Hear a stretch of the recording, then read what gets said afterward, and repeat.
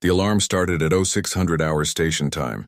Commander Sarah Chen was drinking her morning coffee when the first warning flashed across her datapad. Her hand stopped halfway to her mouth. The cup trembled slightly as she read the message again, hoping she had misunderstood. Unidentified vessels entering system. Multiple contacts. Military configuration. Sarah set down her coffee and walked quickly to the command center of New Horizon Station. The station was small by galactic standards, just a research and mining outpost on the edge of human space. 847 people called it home. Scientists mostly with their families, some miners, a few engineers. No soldiers. They had never needed soldiers before. The command center was already buzzing with activity when she arrived. Her second officer, Lieutenant Marcus Webb, looked up from his console. His face was pale. "Commander, we have 15 ships. They're big, military-class cruisers. They're not responding to our hails." Sarah moved to the main display. The screen showed 15 red dots moving in perfect formation toward the station. Her stomach tightened. New Horizon had 2 small defense platforms. They were designed to handle pirates or asteroids, not a military fleet. "Keep trying to contact them," she ordered. "Broadcast on all frequencies. Tell them we're a peaceful research station. Tell them we're not a military target." The communications officer, a young woman named Alice Porter, nodded and began broadcasting. Her voice was steady, professional. "Unknown vessels, this is New Horizon Station. We are a civilian research facility. We are not armed for military engagement. Please identify yourselves and state your intentions." The response came 30 seconds later. It was not the response they wanted. A face filled the screen. It was reptilian, covered in dark green scales. Yellow eyes stared out at them without warmth or mercy. When it spoke, its voice was like gravel scraping across metal. "Human Station. I am War Master Zekthor of the Krell Dominion. This system now belongs to the Krell. You will evacuate immediately. You have 1 hour to abandon your station and leave this space. Any who remain will be destroyed." Sarah felt her heart hammering in her chest. She had heard of the Krell. Everyone had. They were conquerors expanding their territory by force. But this was neutral space. The Krell had no claim here. "War Master," Sarah said, keeping her voice calm, "this system is not claimed by any government. We have legal mining rights here, recognized by the Galactic Council. We cannot simply abandon years of research and infrastructure. Perhaps we can negotiate a shared access agreement." The Krell's eyes narrowed. "You misunderstand, human. This is not a negotiation. This is an order. You have 1 hour." The screen went black. Sarah looked around the command center. Everyone was staring at her, waiting for orders. She thought of her daughter Maya, 9 years old, probably still asleep in their quarters.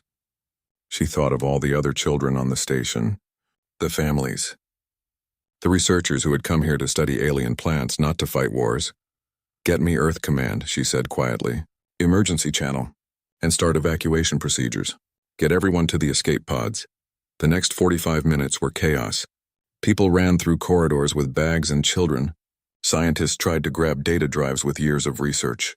Engineers worked frantically to prepare the escape pods. But there were not enough pods for everyone. New Horizon had been built for research, not for emergencies like this. Sarah stood in the command center watching the numbers. They had 20 escape pods. Each pod could hold 50 people if they packed in tight. That meant 1,000 people maximum. They had 847 on the station. They could do it. They could save everyone. But then the Krell attacked. They did not wait 1 hour. They waited 47 minutes. The first missile hit the station's power core.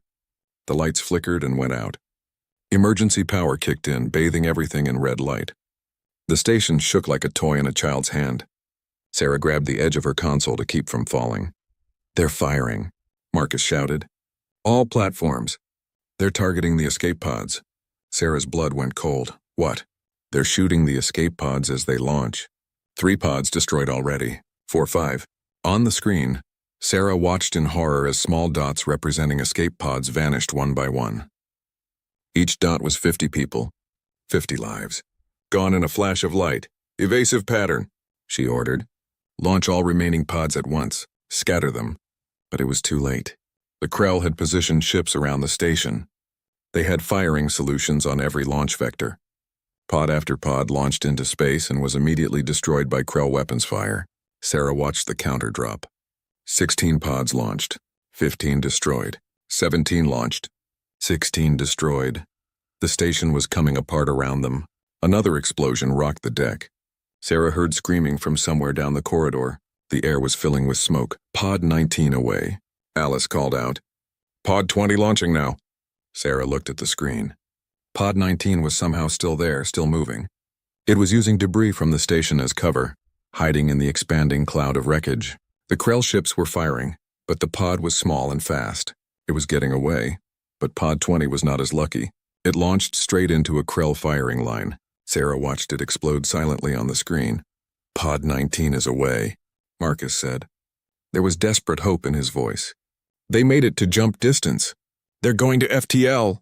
Sarah felt a tiny spark of relief. One pod, 50 people saved. It was not enough. It was nowhere near enough, but it was something. Then the main screen exploded in sparks. Sarah threw up her arm to protect her face. When she looked again, the screen was dark. The station lurched violently to one side. She heard the terrible sound of metal tearing. Hull breach, someone screamed. Multiple breaches. Sections 7 through 12 venting atmosphere. Sarah grabbed her communicator. All hands, this is the commander. Get to emergency shelters now. Seal all. The words died in her throat as she saw something on her console. A schematic of the station. The residential section. Maya's room. It was red. Venting atmosphere. Maya, she whispered. She ran. She ran through corridors filling with smoke and debris. She ran past people trapped behind sealed doors, beating on the windows, screaming for help. She ran past fires and exposed wiring and bodies floating in zero gravity. She ran toward the residential section, toward her daughter. But she never made it. The corridor ahead exploded inward as a Krell missile tore through the station's hull. Sarah felt herself flying backward, tumbling through the air. Her head struck something hard. Darkness swallowed her vision. When she woke up, she was floating in space. Her emergency suit had deployed automatically, sealing around her body. She could breathe. But everything hurt. New Horizons Station was dying in front of her. It was twisted metal and fire now. No longer recognizable as the place she had called home for 3 years. Krell ships circled it like sharks, firing again and again into the wreckage. Sarah's communicator crackled to life. Anyone, this is Pod 19, any survivors, please respond.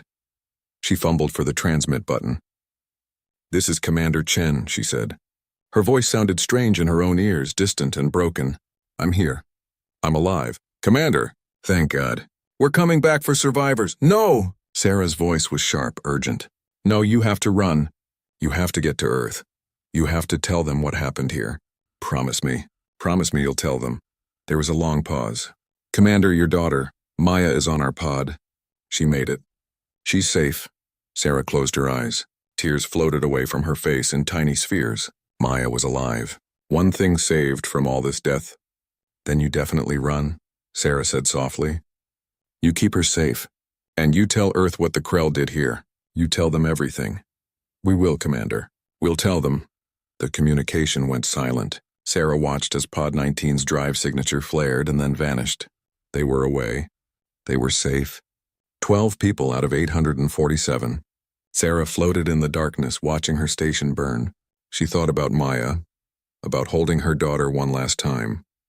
She thought about all the people she had failed to save. She thought about the Krell War Master and his yellow eyes. Something appeared in front of her. A Krell soldier in a spacesuit holding a weapon. It pointed the weapon at her chest. Sarah looked into its eyes. She did not beg. She did not cry. She straightened her spine and met its gaze. You have made a mistake, she said clearly.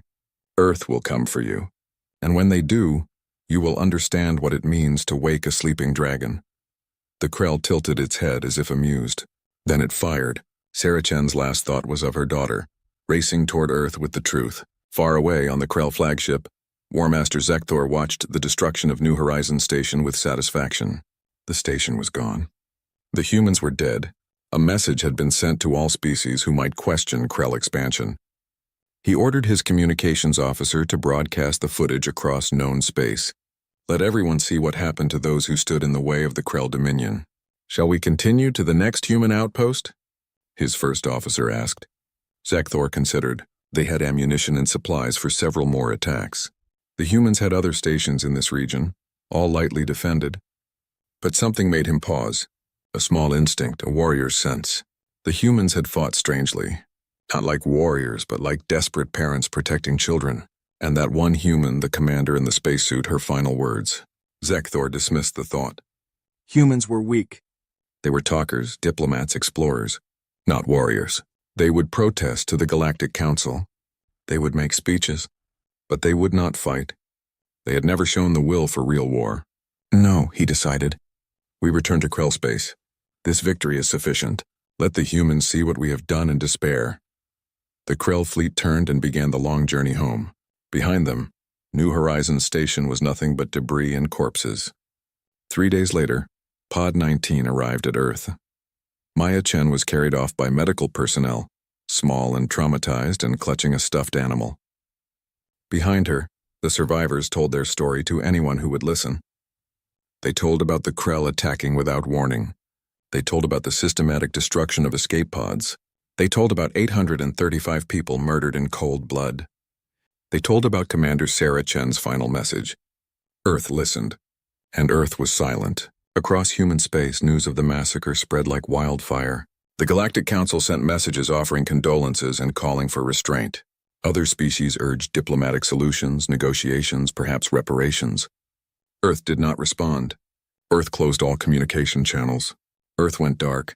In the Terran Defense Fleet headquarters, Admiral Marcus Cross stood before a large window looking out at the blue Earth below. On his desk was a datapad showing the faces of New Horizons Station's crew. 847 faces, most of them smiling, many of them children. His aide entered the room. Admiral, the Council is convening. What are your orders? Admiral Cross did not turn from the window. When he spoke, his voice was quiet, cold, and absolutely certain. Send a message to all fleet commanders. Full recall. Every ship. Every weapon. Everything we have. Sir, what shall I tell the Galactic Council? Admiral Cross finally turned. His eyes were hard as steel. Tell them Earth is busy. Tell them we'll talk when we're finished. Finished with what, sir? The Admiral looked back at the datapad. At all those faces.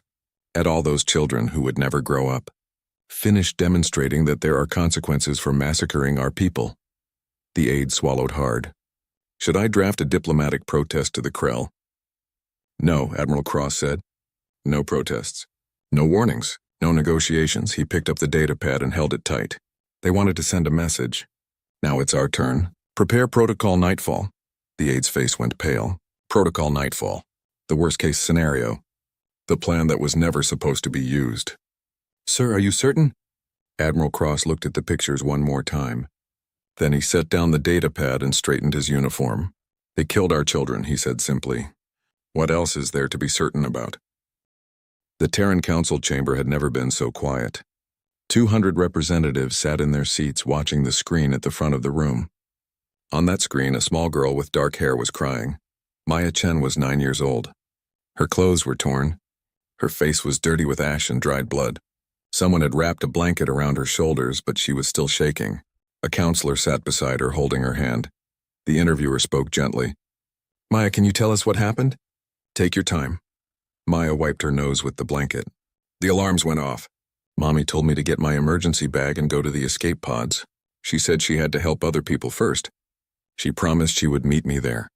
And did you make it to the pods? Yes, a nice man carried me because I was scared. His name was Dr. Patterson. He studied plants. He liked to show me pictures of alien flowers. Maya's voice got very small. He went back to help more people. I don't know if he made it. He had not made it. Dr. James Patterson was on the list of the dead.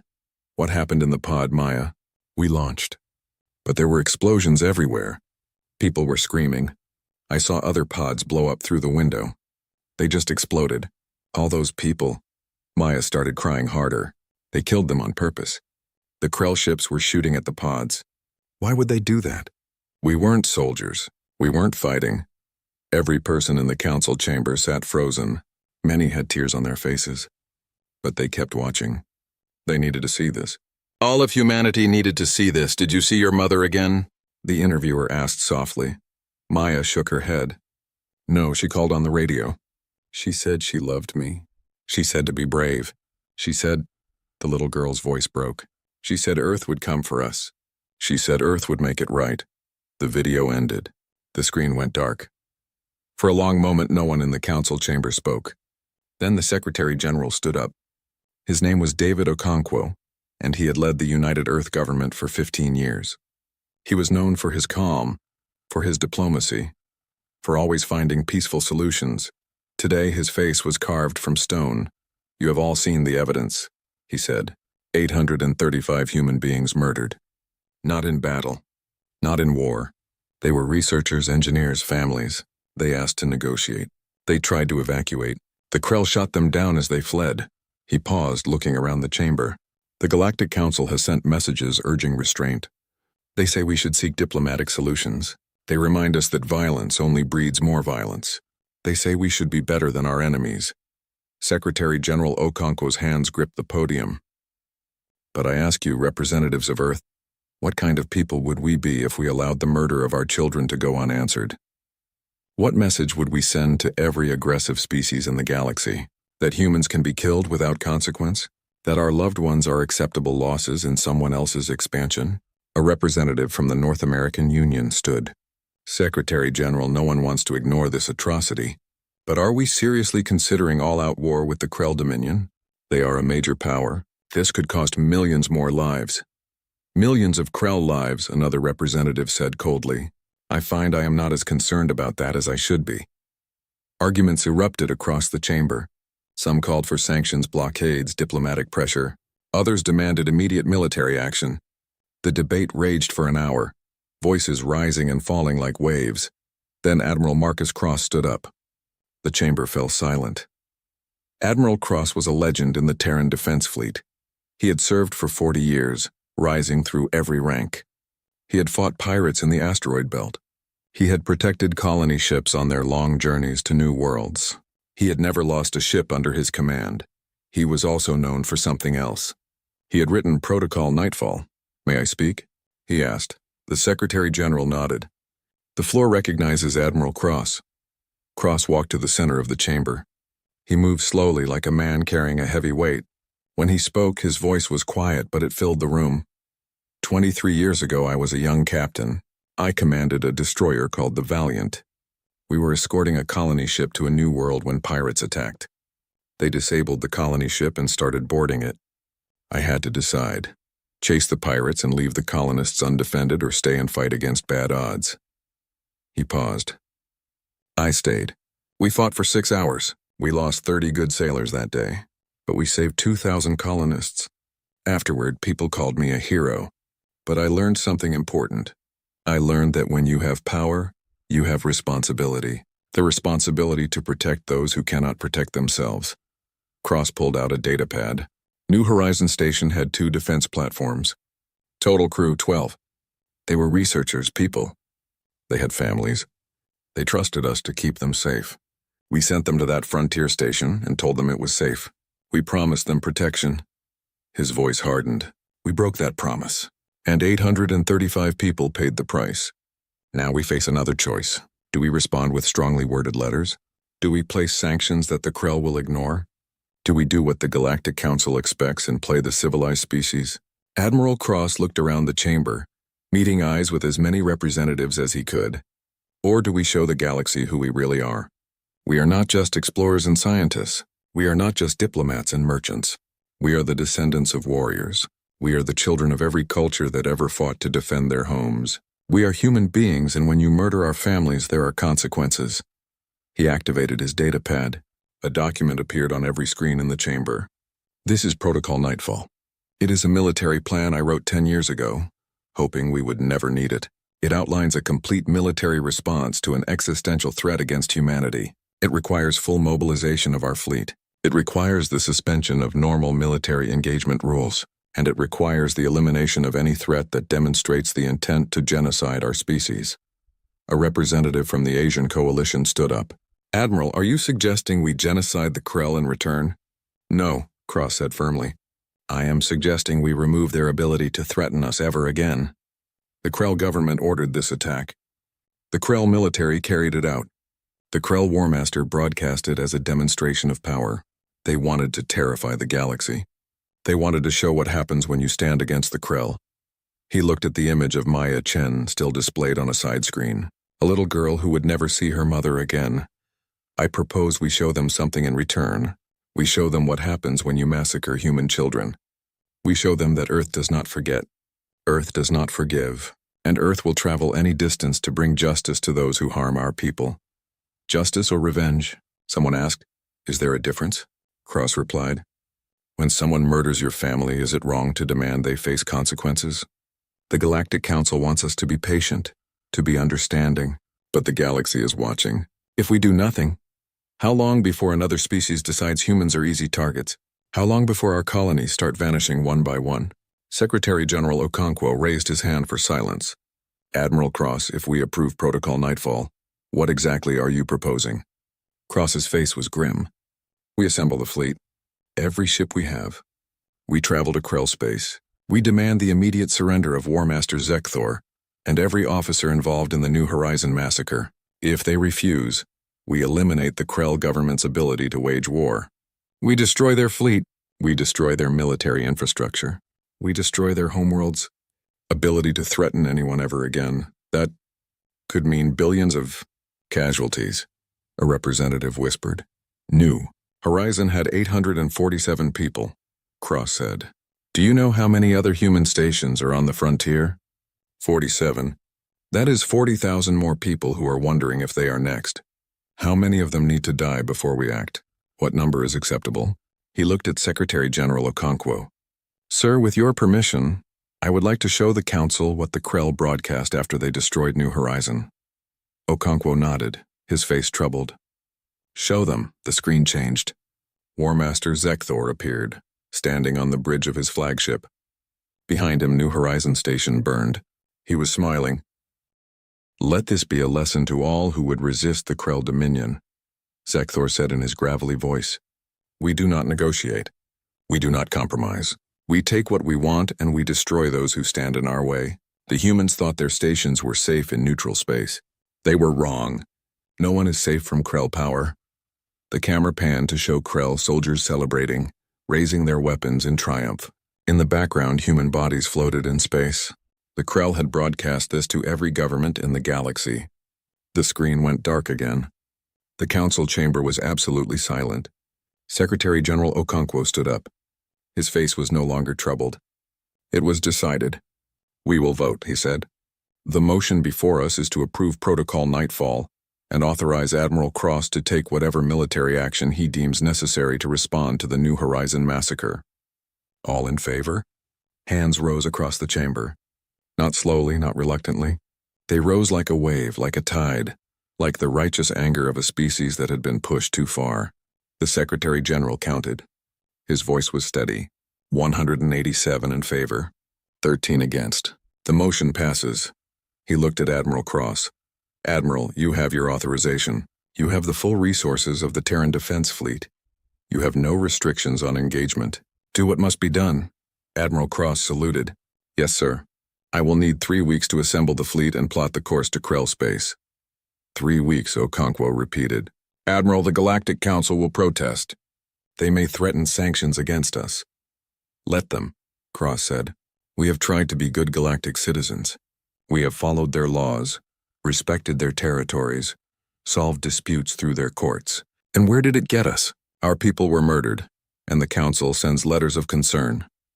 He turned to address the entire chamber. Starting today, Earth protects Earth. We will honor our alliances. We will respect peaceful neighbors, but we will never again wait for permission to defend our people. The age of human patience is over.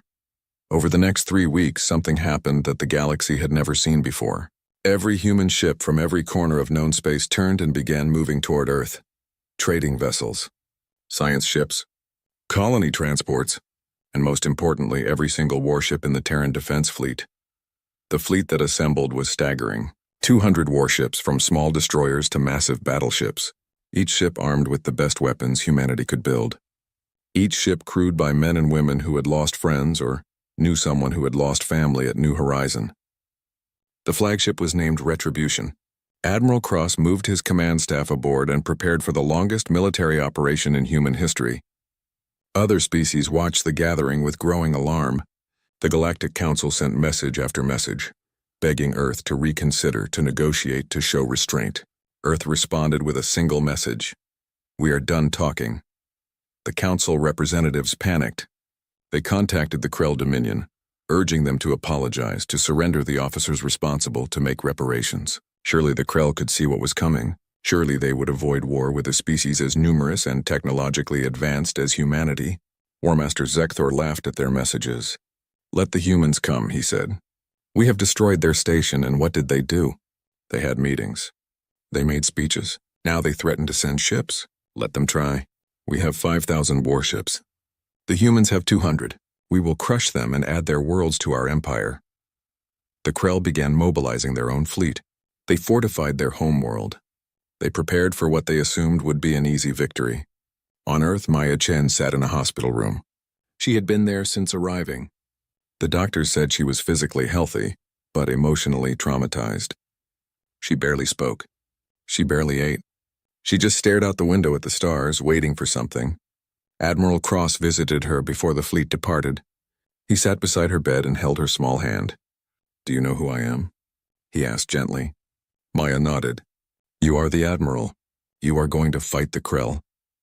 "Yes, we are going to make them answer for what they did. For your mother. For everyone on New Horizon." Maya looked up at him with eyes that seemed too old for her face.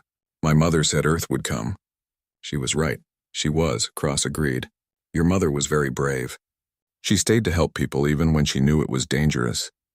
She made sure you got away safely. She died a hero." Tears ran down Maya's face. "I want her back." "I know."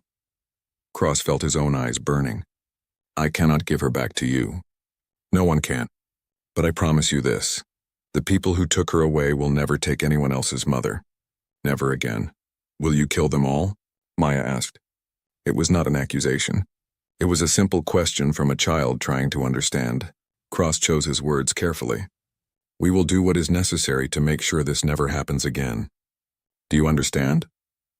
Maya nodded slowly. Then she did something that surprised him. She hugged him. "Thank you," she whispered. "Thank you for remembering us." Admiral Cross held the little girl and made a silent promise. Whatever happened in Krell space, whatever he had to do, he would make sure Maya Chen could grow up in a galaxy where species thought twice before attacking human children. 2 days later, the fleet departed. 200 ships moving in perfect formation, heading into deep space. The journey to Krell space would take 3 weeks at full speed. The galaxy held its breath and waited to see what would happen when humanity went to war. The fleet moved through space like a school of predatory fish, silent and purposeful. Admiral Marcus Cross stood on the bridge of the Retribution, watching the stars stream past. 3 days into the journey, 18 more to go. "Admiral, we are receiving another message from the Galactic Council," his communications officer reported. "They are requesting we divert course and attend a diplomatic summit." "Ignore it," Cross said without turning. Same as the last 50 messages. His executive officer, Commander James Holland, walked up beside him. Holland was younger than Cross by 15 years with dark skin and sharp eyes. He had served with Cross for a decade and knew the Admiral better than most. "Sir, we cannot ignore the Council forever. We are still members. We have treaties and obligations." "We had obligations to the people of New Horizon Station too," Cross replied. "We failed them. I will not fail them again by sitting in a council chamber while the Krell prepare their defenses." Holland was quiet for a moment. "The crew is asking questions, sir. They want to know exactly what we are going to do when we reach Krell space. The official orders just say military action is necessary. That is pretty vague." Cross finally turned to look at his XO. "What do you think we should do, Commander?" It was a test. Holland knew it. He thought carefully before answering. "The Krell military carried out the attack. Specifically War Master Zekthor and his fleet. They should face justice. We should demand their surrender and trial for war crimes. And when they refuse, we take them by force. Defeat their fleet. Capture their leadership. Bring them back to Earth for trial." Cross nodded slowly. "A measured response, proportional. The kind of thing the Galactic Council would approve of." "Yes, sir. It would show we are better than them. That we do not sink to their level." "Better than them," Cross repeated. He walked to his command chair and picked up a data pad. "James, how many aggressive species are there in the galaxy? Species that expand by conquest?" that take what they want by force? Holland frowned, thinking. 8 major ones, maybe a dozen minor ones. And how many of them have attacked human targets in the last 5 years? 3 major ones, 5 minor ones. Holland saw where this was going. His frown deepened. 8 attacks, Cross said. 43 human lives lost before New Horizon. Pirates, raiders, accidents that were not accidents. And each time we did what the council wanted. We filed complaints. We attended hearings. We accepted apologies and promises that it would not happen again. And then it happened again. He handed the datapad to Holland. These are intelligence reports from before New Horizon. The Krell were planning more attacks. They had identified 7 more human stations as targets. After New Horizon was destroyed and we did nothing, they were going to hit all 7 within a month. Holland read the reports, his face growing darker. These are confirmed? Confirmed. Our intelligence people intercepted Krell military communications. Zekthor called New Horizon a test.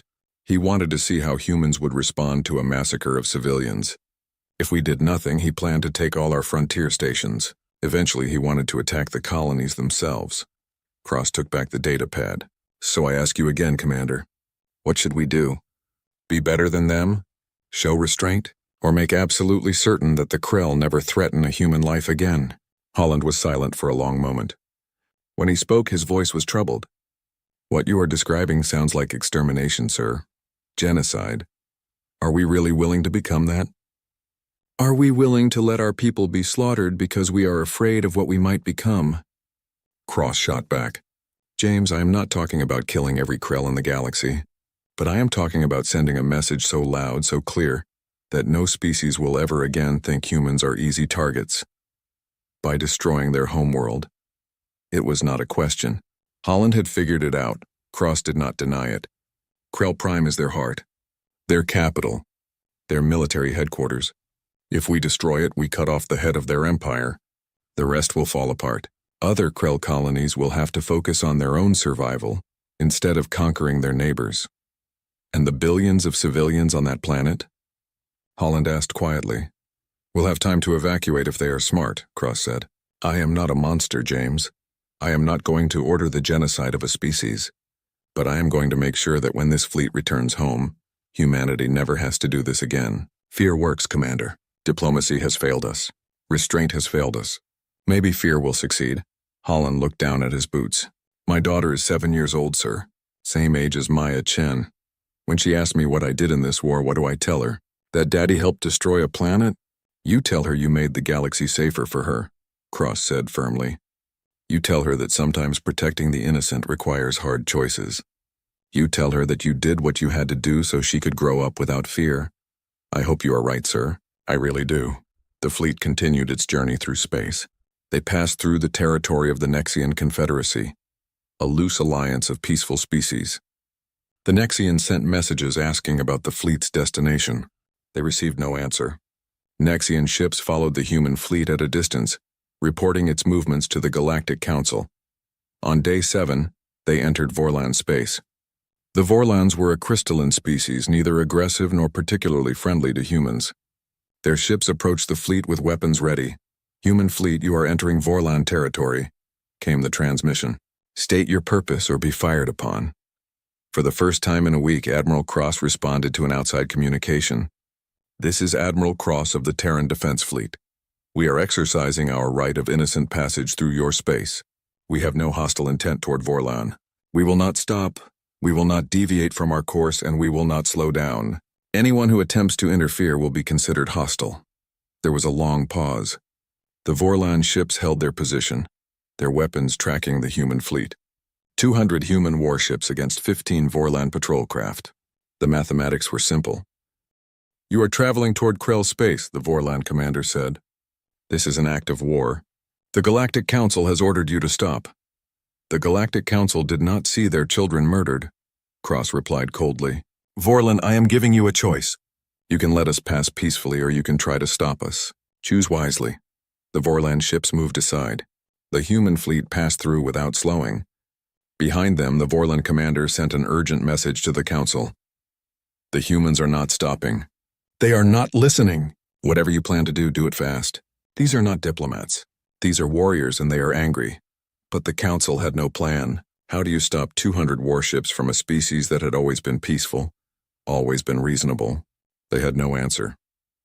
On day 12, the fleet passed near the hegemony, a large empire of insectoid beings. The hegemony had never attacked humans, but they had never helped them either. They were neutral, interested only in trade and profit. A hegemony delegation contacted the fleet. Admiral Cross, we understand you are upset about New Horizon. We can offer our services as mediators. We have connections with the Krell. We can negotiate reparations, even the surrender of the officers involved. There is no need for war. Cross almost laughed. Tell me, does the hegemony trade with the Krell? Yes, we have extensive trade agreements. Then you are profiting from their conquests. You buy the resources they steal from destroyed civilizations. You enable their expansion. And now you want to protect them from consequences? We are only offering to help. Help? Cross's voice went hard as iron. Where was your help when New Horizon was under attack? Where was your help when Krell ships were shooting down escape pods full of children? You want to help? Stay out of our way. The hegemony ships pulled back. Their delegation sent worried reports to their government. The humans are not the species we knew. Something has changed. They are not interested in talk. They only want blood. Aboard the Retribution, crew members went about their duties with grim efficiency. Everyone knew what was coming. Everyone had volunteered to be here. Many had personal reasons. Lieutenant Sarah Kim had a cousin on New Horizon. Engineer Marcus Chen was Maya's uncle. Tactical Officer Roberto Santos had friends who died in previous Krell raids. Every person on every ship had lost someone or knew someone who had lost someone. They gathered in mess halls during off hours, talking quietly. Some were nervous. Some were eager. All were determined. Commander Holland moved among them, listening, observing. He found a young ensign, barely 20 years old, staring at a photo on his datapad. Who is that? Holland asked gently. The ensign looked up, startled. My sister, Sir Emily. She was a botanist on New Horizon. She was 23. Holland sat down beside him. I am sorry for your loss. Thank you, sir. The ensign was quiet for a moment. Sir, can I ask you something? What we are about to do? Is it right? I want the Krell to pay for what they did, but I keep thinking about their families, their children. Are we about to become the monsters? Holland had been asking himself the same question for 12 days. I do not know, he admitted. I think maybe there are no good choices here. Only necessary ones. Is revenge necessary? It is not revenge if it prevents future attacks, Holland said. The Krell were planning to hit 7 more of our stations. 7 more New Horizons. If we stop them now, how many lives are we saving? The ensign considered this. So we kill thousands to save millions? Something like that. Holland stood up. Ensign, war is never clean. It is never simple. But sometimes it is necessary. Your sister died because we were not strong enough, not scary enough. After this mission, no one will ever doubt humanity's willingness to defend its people. Is that worth the cost? I do not know. But I know I would rather make hard choices than bury more children. The ensign nodded slowly. For Emily, then. For all of them, Holland agreed. On day 18, the fleet reached the edge of Krell space. They were 1 day from Krell Prime. Long-range sensors detected massive Krell fleet movements. The Krell had assembled their own armada to defend their homeworld. Admiral Cross called a briefing with his senior officers. The conference room filled with captains and commanders, the best officers humanity had. Intelligence reports confirm the Krell have approximately 5,000 warships defending their homeworld. Cross began. We are outnumbered 25 to 1. Standard military doctrine says this is a suicide mission. No one looked worried. They had known the numbers before they left Earth. However, Cross continued, we have advantages. Our ships are more advanced. Our weapons have longer range. Our crews are better trained. And most importantly, we know we are fighting for something that matters. They are fighting to defend their right to conquest.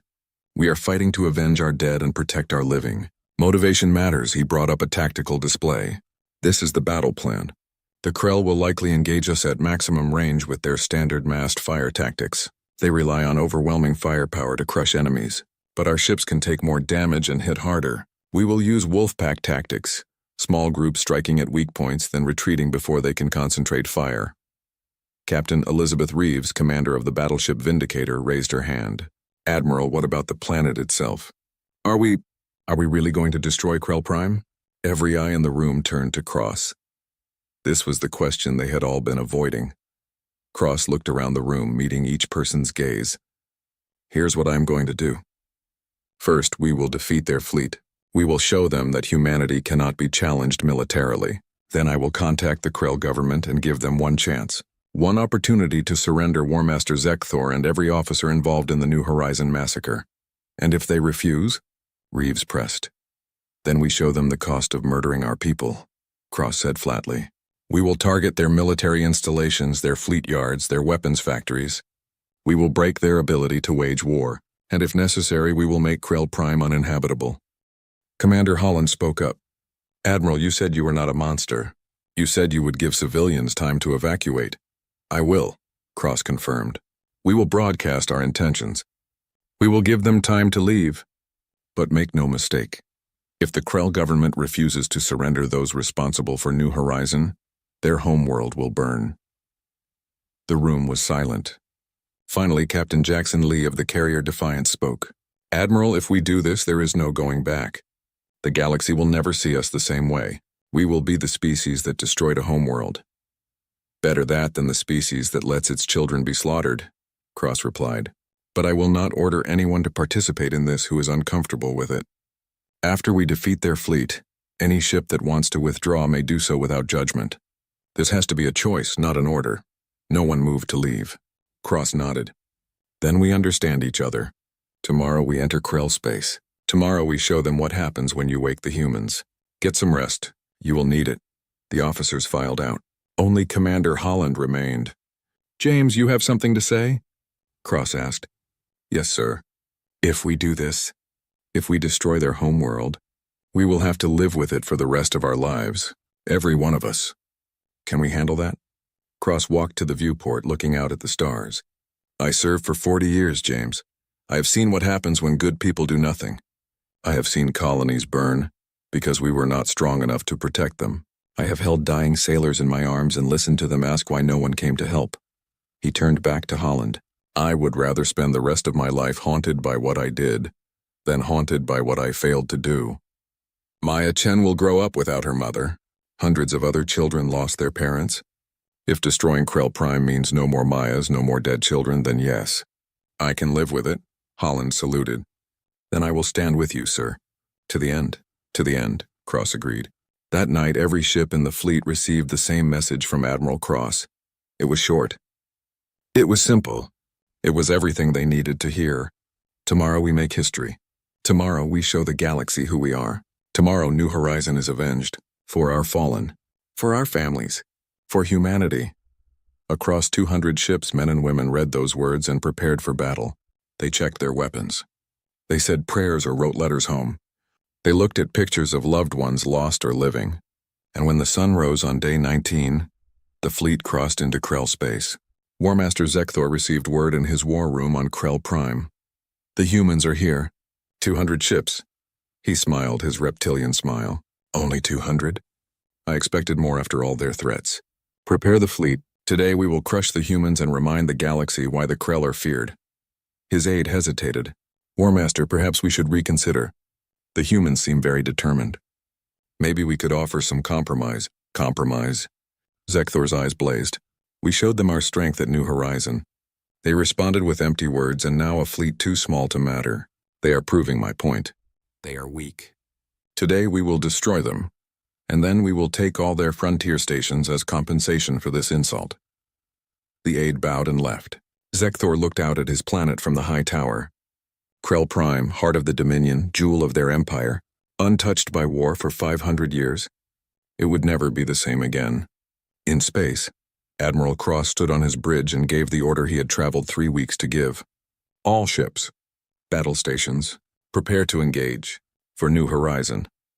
The response came back from 200 ships, thousands of voices united, for New Horizon. The battle for Krell Prime was about to begin. The Krell fleet moved like a wall of metal, 5,000 warships forming a defensive sphere around their homeworld. On every bridge, Krell warriors roared challenges into the void, confident in their numbers, certain of victory. On the bridge of the Retribution, Admiral Cross watched them come with cold calculation. Tactical, give me a breakdown. Lieutenant Commander Sarah Kim studied her displays. 5,000 confirmed contacts. They are arranged in standard Krell formation. Heavy battleships at the front, cruisers supporting, fighters in reserve. Their plan is simple. Rush forward with overwhelming firepower and crush us through sheer numbers. They fight like they think, Commander Holland observed. No subtlety. Just raw power. Then we show them that power without intelligence is just noise, Cross said. Signal the fleet. Wolfpack formation Delta. Let the Krell come to us. The human fleet split into 20 groups of 10 ships each. They spread out, creating gaps in their formation that looked like weaknesses. The Krell, seeing this, roared their approval and accelerated forward, eager to crush the divided enemy. It was exactly what Cross wanted. They are taking the bait, Kim reported. Lead Krell elements accelerating to attack speed. They will be in firing range in 3 minutes. Cross leaned back in his command chair. All ships hold fire until my command. Let them get close. Let them commit. The minutes crawled by. On the view screen, the Krell ships grew larger, closer. Warning alarms began to sound as enemy weapons locked on. Officers glanced nervously at the Admiral, waiting for the order to fire. Cross watched the tactical display with the patience of a veteran. He had fought in dozens of battles. He understood timing. He understood that warfare was not about bravery or honor. It was about mathematics and psychology. It was about making your enemy do exactly what you wanted them to do. Range 100 kilometers, Kim announced. 50 kilometers. Krell ships opening fire. Space lit up with weapons fire. Thousands of plasma bolts and missiles streaked toward the human ships. Point defense systems came alive, shooting down incoming fire. Shields flared as some shots got through. The ship shook as a plasma bolt impacted the Retribution's forward shields. Shields at 87%, the engineering officer called out. Still, Cross waited. The Krell ships were closing in, surrounding the divided human groups, preparing to annihilate them at close range. This was the Krell way. Get close, overwhelm with firepower, watch your enemies burn. They had no idea what was coming. Now, Cross said quietly, all ships execute Alpha Strike. The human fleet opened fire. 20 years of weapons research, 20 years of advancement in targeting systems and power generation, 20 years of preparing for a war they hoped would never come, all unleashed in a single devastating moment. Railgun rounds traveling at a significant fraction of light speed tore through Krell hulls like paper. Plasma lances, superheated to temperatures found in stellar cores, melted armor and vaporized crew compartments. Quantum torpedoes phased through shields and detonated inside enemy ships. The vacuum of space filled with fire and debris. In the first 30 seconds, 200 Krell ships simply ceased to exist. The Krell formation, so confident moments before, staggered. Their commanders screamed orders, trying to understand what had happened. How could the humans hit so hard? How could their weapons be so powerful? But the humans were not done.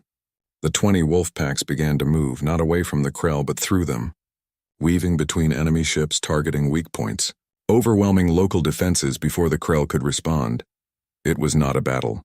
It was a lesson in superior tactics and technology. Target their command ships, Cross ordered. Take out their coordination.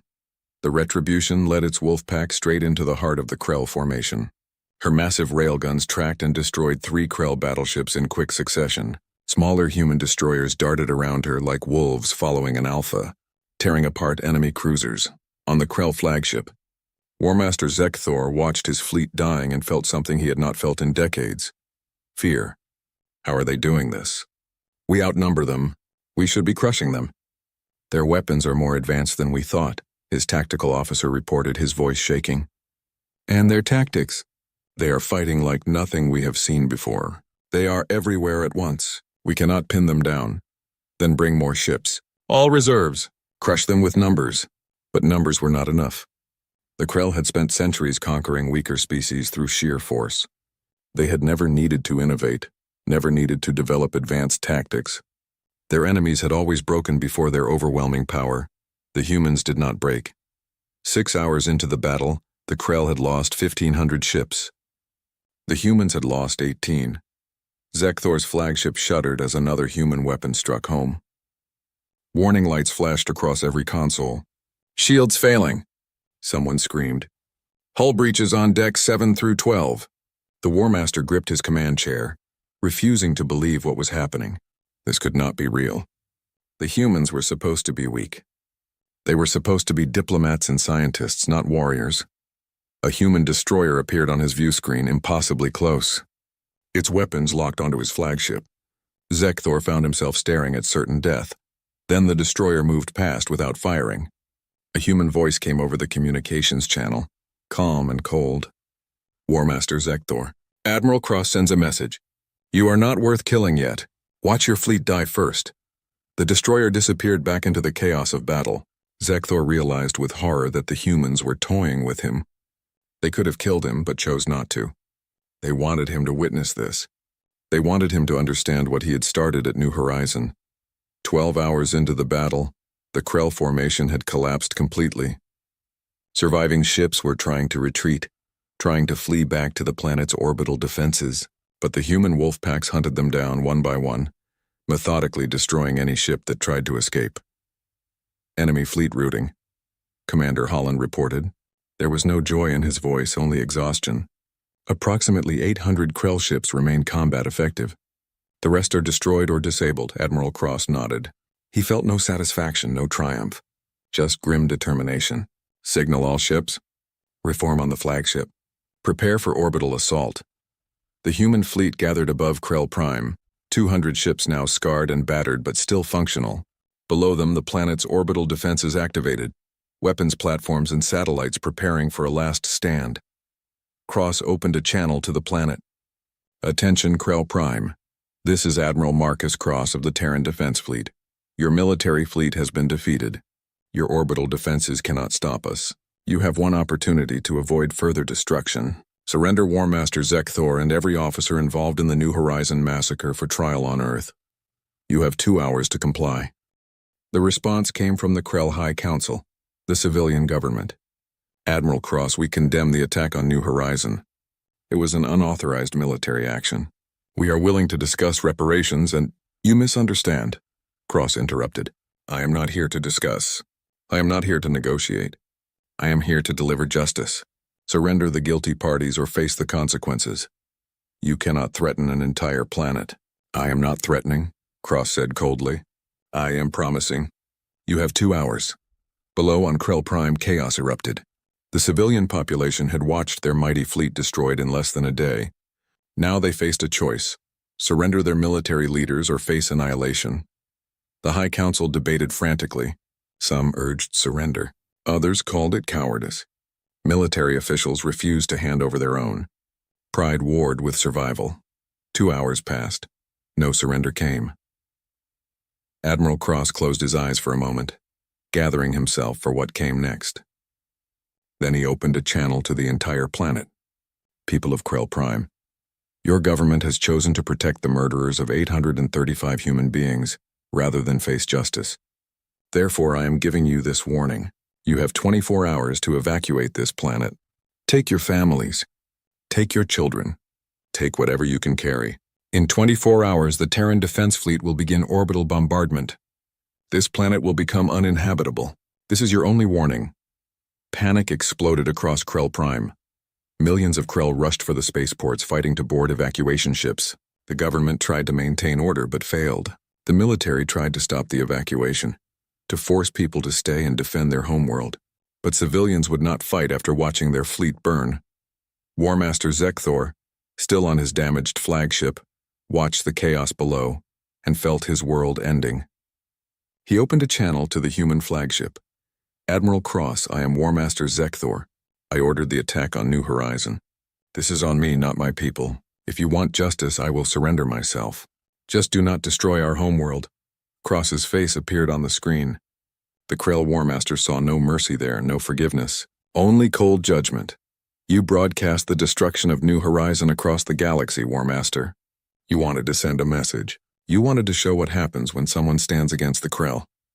Now I am going to send a different message. Now the galaxy will learn what happens when you murder human children. Please, Zekthor said and hated himself for begging. I will surrender. I will face your justice. Just spare my people.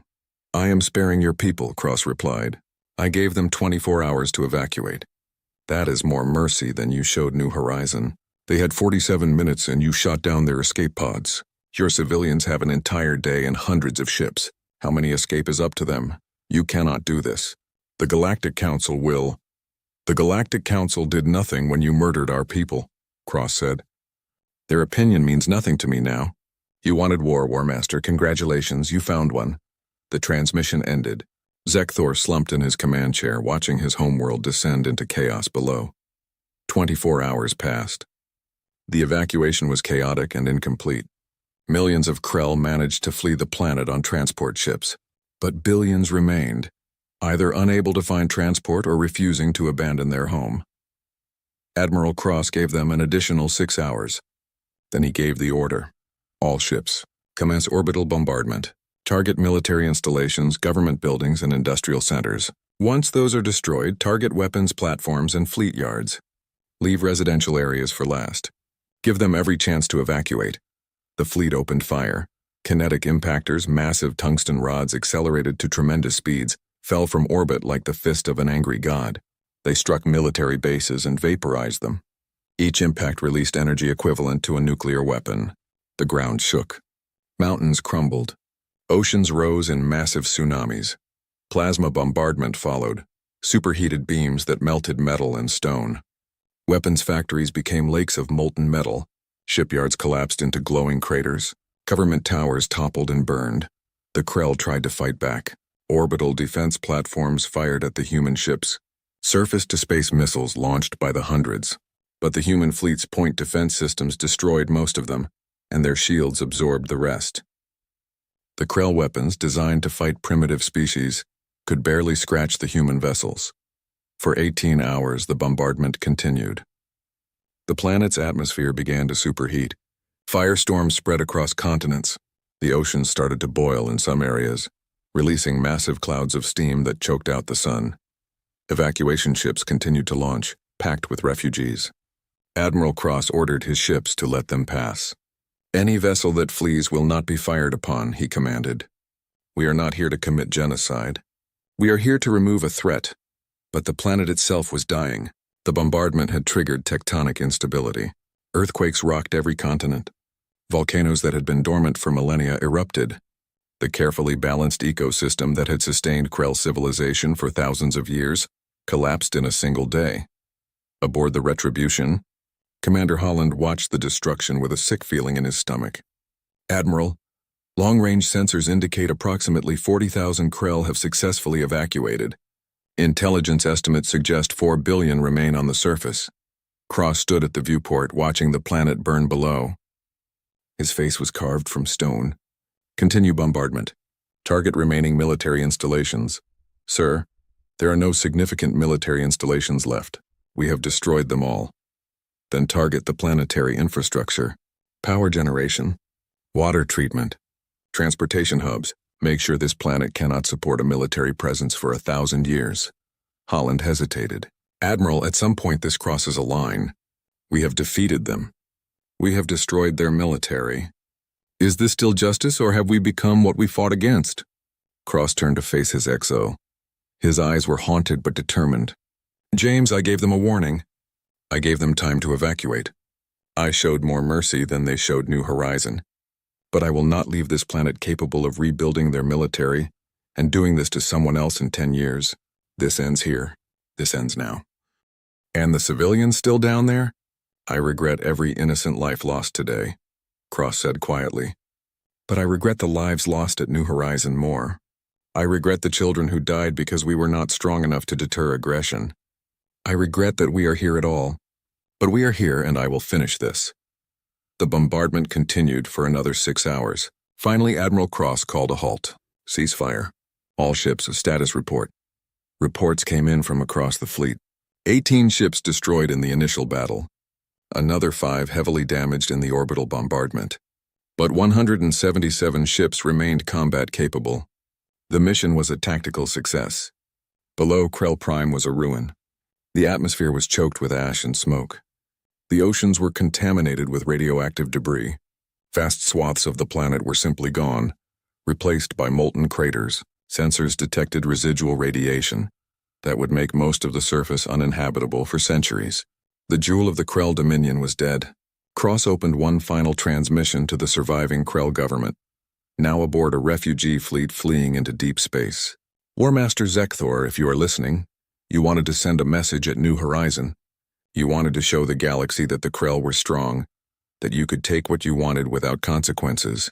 I hope you are watching now. I hope you see what your actions cost your people. He paused, letting his words sink in. But I am not without mercy. The 40,000 Krell who evacuated will be given asylum on a human colony world. They will be treated fairly, fed, housed, and protected. Their children will grow up safe. In time, if they wish, they may help rebuild a Krell civilization somewhere else in the galaxy. Cross's voice hardened. But it will be a different civilization. One that understands that actions have consequences.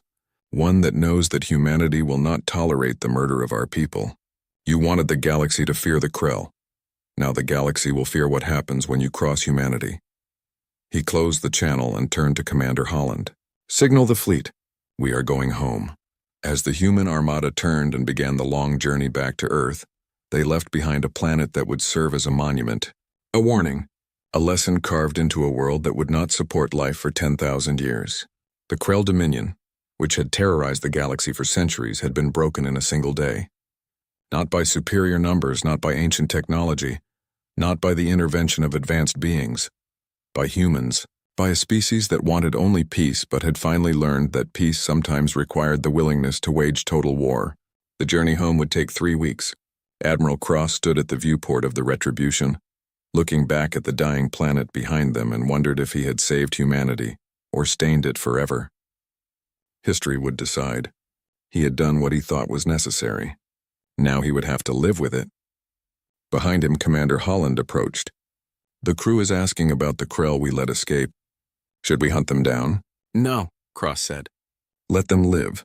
Let them spread the story of what happened here. Let every species in the galaxy hear about the day the humans stopped being patient and started being feared. And if someone else attacks us, Cross turned from the viewport, his eyes hard. Then they will learn the same lesson. We gave peace a chance. For decades, we tried diplomacy and restraint. It got us 835 dead innocents. From now on, Earth protects its own, and anyone who threatens us will face the same judgment the Krell received. That is a harsh policy, sir. It is a necessary policy, Cross corrected. The galaxy respects strength. We showed them weakness and they killed our children. Now we have shown them strength. Maybe now they will leave us alone. The fleet jumped to FTL, leaving the Krell system behind. Throughout the galaxy, species watched and learned. The humans, those peaceful explorers and diplomatic scientists, had become something else. Something dangerous. Something to be respected, feared, and never ever provoked.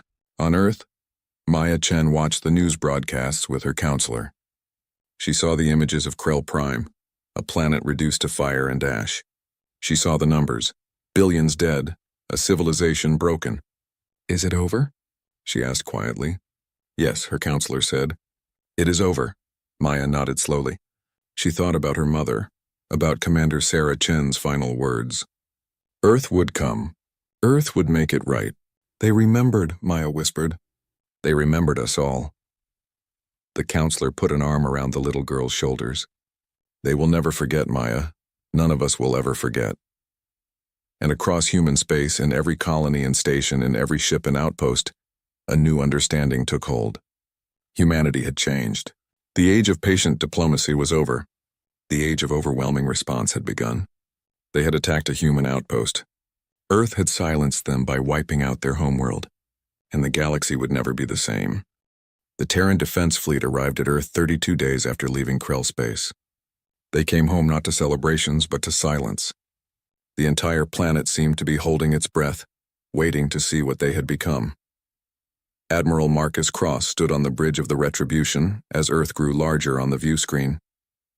He had spent the 3-week journey preparing reports, reviewing casualty lists, and trying to sleep without dreaming of a burning planet. He had not been very successful with that last part. Sir, we are receiving landing clearances, the communications officer reported. Earth Command requests you report immediately for debriefing. Cross nodded. He had expected this.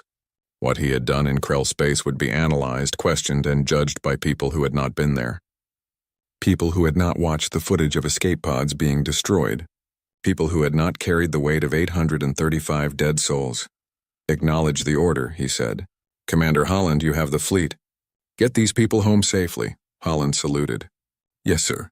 And Admiral, whatever happens down there, you did what needed to be done. The crew stands with you. Cross managed a tired smile. Thank you, James. Take care of them for me. 6 hours later, Admiral Cross walked into the Terran Council chamber, the same room where 5 weeks earlier, they had voted to approve Protocol Nightfall. The same representatives sat in their seats, but now they looked at him differently, some with gratitude, some with horror, all with a new kind of respect that tasted like fear.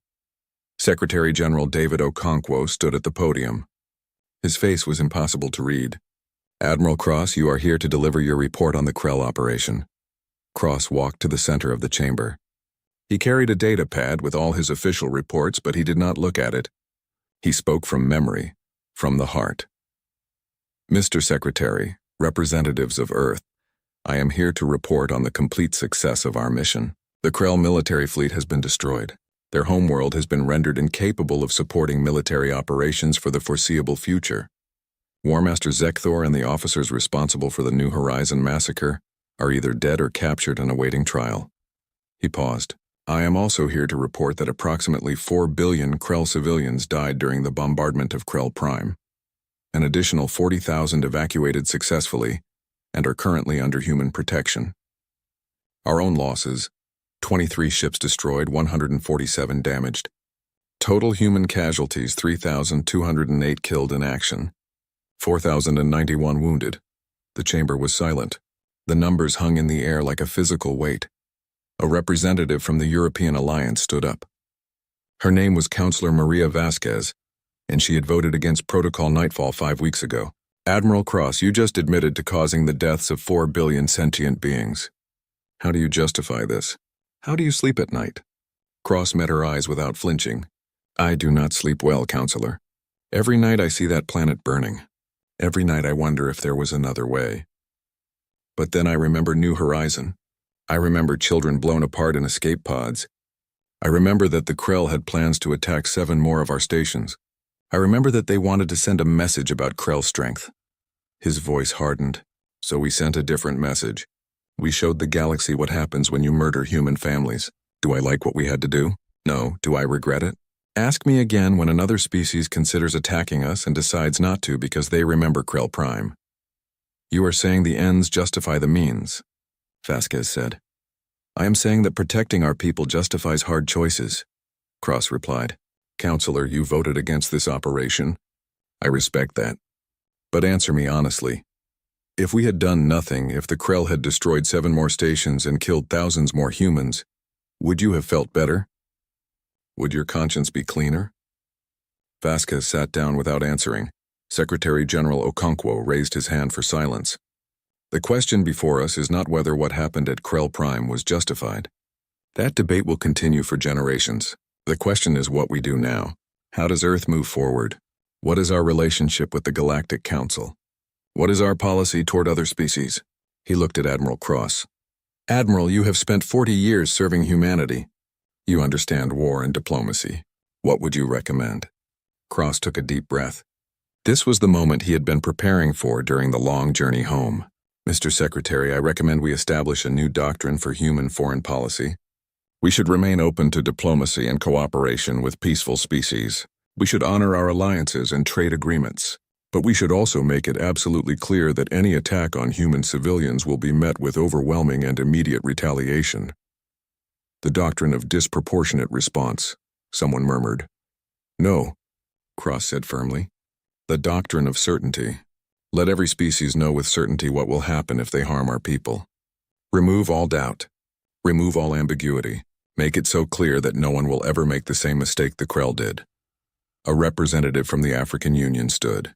Admiral, the Galactic Council is already talking about sanctions against us. They are calling what happened at Krell Prime genocide. They want to put you on trial for war crimes. How do we respond to that? Cross smiled without humor. Let them talk. Let them vote on their sanctions. And then let us remind them that we defended ourselves against an unprovoked attack on civilians. Let us ask them where they were when the Krell were murdering our people. Let us ask them how many strongly worded letters they sent while we buried our dead. He looked around the chamber.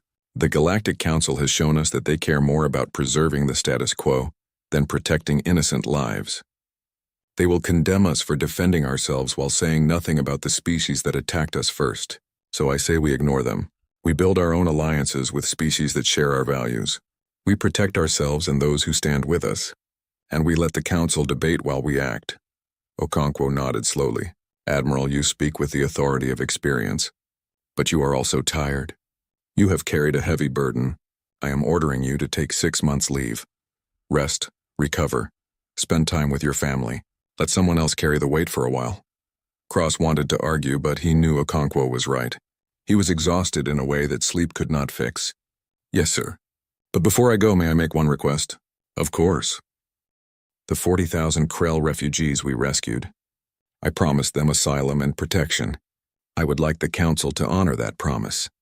They had nothing to do with New Horizon. Many of them opposed their government's military expansion. They deserve a chance to rebuild their lives. There was murmuring in the chamber. Some representatives looked uncomfortable at the idea of helping Krell after what had happened. But Secretary General Okonkwo nodded. Your request is granted. We will settle the Krell refugees on New Harmony Colony. They will be monitored, but they will be treated fairly. Is that acceptable, Admiral? Yes, sir. Thank you. Cross saluted one last time and walked out of the chamber. Behind him, the debate continued, but he was done. He had carried his burden as far as he could. Now it was someone else's turn. 3 days later, Admiral Marcus Cross stood in a cemetery on the outskirts of Geneva. 835 graves, each with a simple marker bearing a name and the date of New Horizons' destruction. At the center stood a large memorial stone with all the names carved into it. Cross walked slowly among the graves, reading each name. Dr. James Patterson, the botanist who had carried Maya to safety. Engineer Carlos Mendez, who had stayed at his post, trying to restore power to the escape pods. Commander Sarah Chen, who had spent her last minutes trying to save her people. So many names. So many lives cut short. They say you are a hero. Cross turned. A young woman stood behind him, maybe 30 years old, with kind eyes and a visitor's badge. I am sorry, do I know you? No, sir. My name is Rachel Patterson. My brother James died on New Horizon. He was a botanist there, Cross remembered.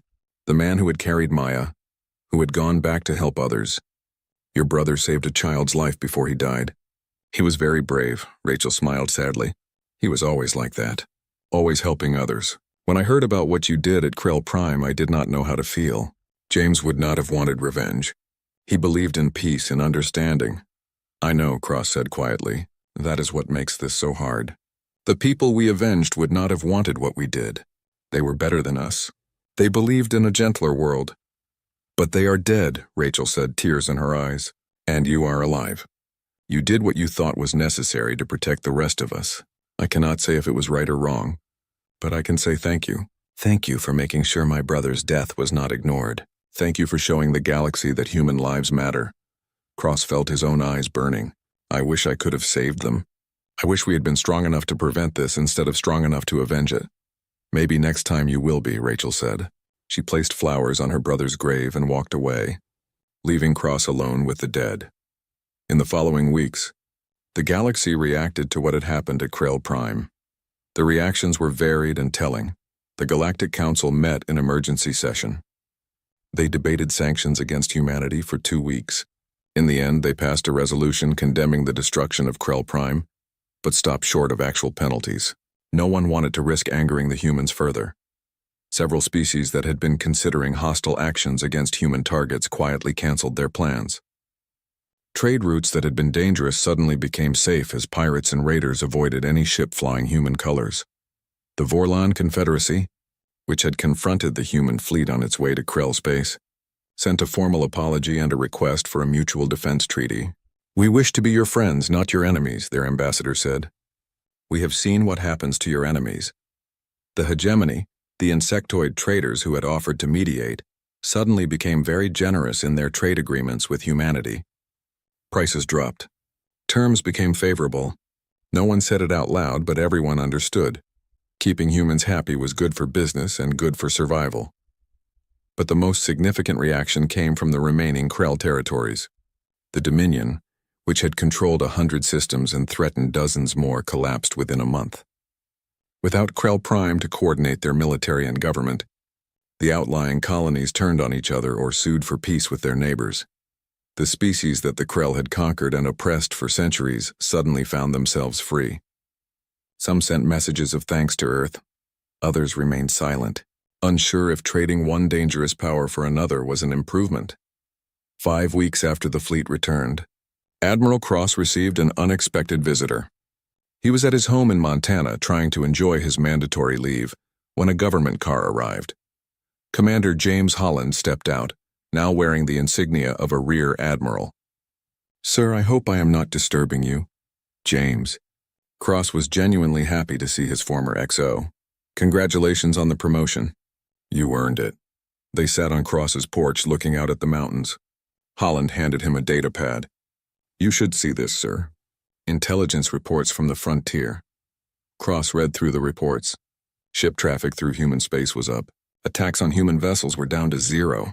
3 species had requested defensive alliances. 5 more had sent gifts and offerings of friendship.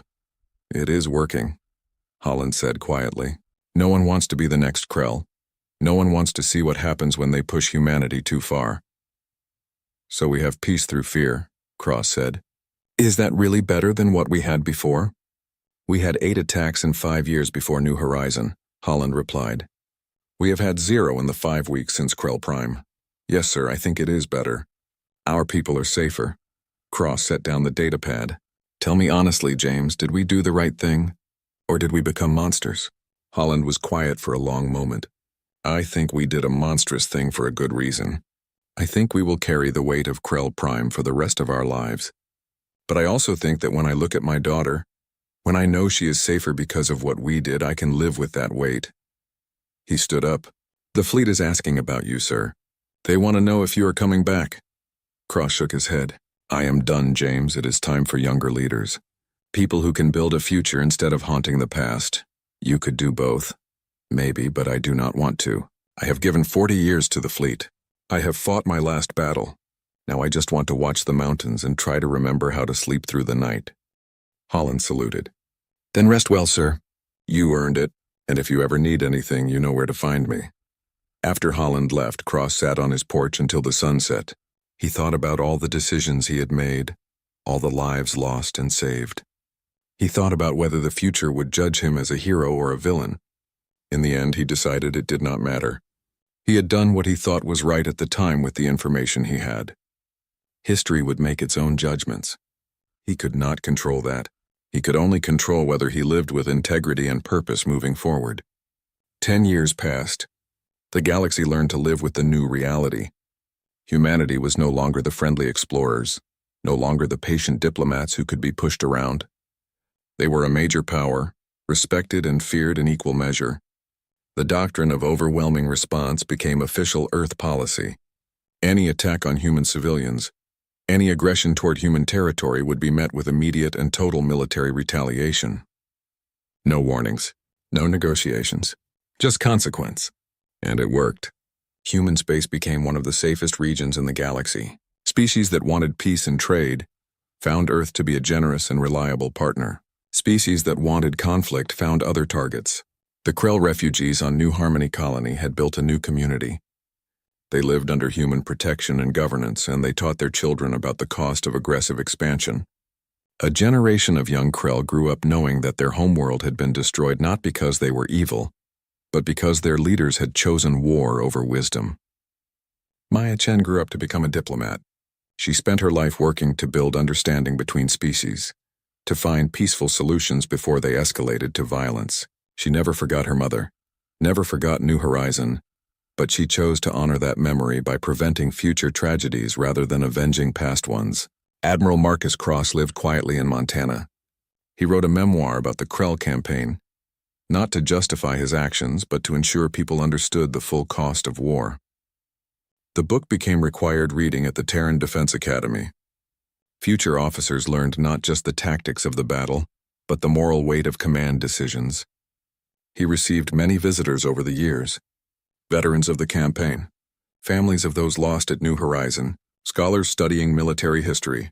He spoke honestly with all of them about his doubts, his nightmares, his belief that he had done something terrible for necessary reasons. On the 10th anniversary of the Krell campaign, Cross was invited to speak at the New Horizon Memorial. He was 73 years old now, his hair white, his steps slow. But his mind was still sharp and his voice was still clear. 10 years ago, 835 people died because we were not strong enough to deter aggression, he said to the crowd gathered at the memorial. We responded with overwhelming force. We destroyed a homeworld. We killed billions. It was the most controversial action in human history. He paused, looking at the names carved in stone. I will not stand here and tell you it was justified. I will not tell you it was right. I will only tell you that I believed it was necessary. And I will tell you that in the 10 years since, not a single human civilian has been killed by foreign aggression. Not one. 0 attacks. 0 casualties. Cross looked out at the crowd. Many were families of New Horizon victims. Many were young people who had grown up in the safer galaxy his actions had created. Was the price too high? That is for you to decide. All I can say is that I made the choice I thought would protect the most lives. I ended one threat completely. Absolutely. So that we would never have to fight that fight again. Whether that was wisdom or atrocity, history will judge. In the crowd, Maya Chen watched the old admiral speak. She was 29 now, a successful negotiator who had helped resolve conflicts between multiple species. She had dedicated her life to finding alternatives to what had happened at Krell Prime. After the ceremony, she approached Cross. They had met several times over the years, but always briefly, always awkwardly. The man who had avenged her mother and the girl who had lived because of that vengeance had an odd relationship. Admiral, she said, thank you for speaking today. Cross smiled at her. You have done well, Maya. Your mother would be proud. You have saved more lives through diplomacy than I ever did through war. Because of the deterrent you created, Maya pointed out. The species I negotiate with are willing to talk because they know what happens if they choose violence instead. We work together, Admiral. My way only works because of what you did. And I only did what I did because of what they did to people like your mother, Cross replied. It is all connected. Action and reaction. Cause and effect. The cycle of violence and peace. They stood together at the memorial looking at the names. After a moment, Maya asked the question she had wanted to ask for years. Do you regret it? Krell Prime? Cross considered the question carefully. I regret that it was necessary. I regret every life lost, Krell and human both. But do I regret the decision? No, because the alternative was accepting that humans could be slaughtered without consequence, and that was not acceptable to me. Even if it made us feared instead of liked? Better feared than victimized, Cross said. Better strong than sympathetic. The galaxy does not respect kindness, Maya, it respects power. We showed them we have both the power and the will to use it. That is why you can do your diplomatic work now. That is why species sit down and talk instead of shooting first. Maya nodded slowly. I suppose we need both then. People like you who set the boundaries and people like me who work within them. Exactly, Cross agreed. You are the face of human compassion and intelligence. I was the example of human fury when pushed too far. Together we show the galaxy the complete picture of who we are.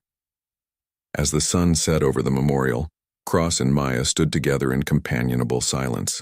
Around them, families came and went, leaving flowers, saying prayers, remembering those lost 10 years ago. And throughout the galaxy, on ships and stations and government chambers and military academies, people told the story. They told about New Horizon, about the Krell's fatal mistake, about the human fleet that traveled 3 weeks for revenge and changed the balance of power in the galaxy. They told about Admiral Cross, the man who destroyed a world to save countless others. Some called him a hero. Some called him a war criminal. Most called him both.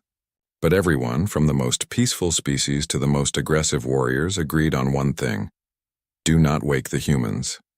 Do not threaten their families. Do not mistake their preference for peace as weakness. Because humanity had shown the galaxy that they would cross any distance, pay any price, and carry any burden to protect their own. They had proven that their capacity for compassion was matched only by their capacity for destruction. And in the ruins of Krell Prime, still barren and radioactive 10 years later, stood a monument placed by the Terran Defense Fleet.